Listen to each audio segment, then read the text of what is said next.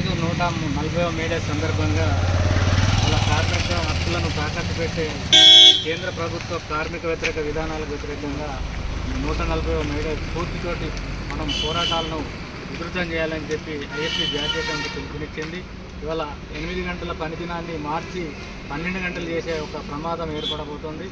4 labour కోడ్లు తీసుకొచ్చి ఈ 4 లేబర్ కోడ్లలో 8 గంటల పని దినానికి స్వస్థ పలికే ప్రమాదం ఉంది.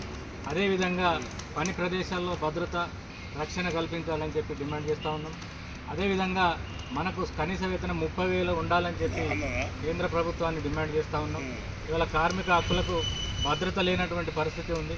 భద్రత కల్పించాలని చెప్పి ఈ యొక్క హక్కుల కోసం మనం 4 లేబర్ కోడ్ల రద్దు కోసం మన పోరాటాన్ని ఉధృతం చేయాలని చెప్పి ఐఎఫ్టీ పిలుపునిచ్చింది. ఈ మేడే స్ఫూర్తితోటి మేడే వారసత్వాన్ని కొనికిపుచ్చుకొని ఆనాడు 18 గంటల పని విధానానికి వ్యతిరేకంగా పోరాడి 6 కార్మికులు పోలీస్ తూటాలకు బలయ్యారు.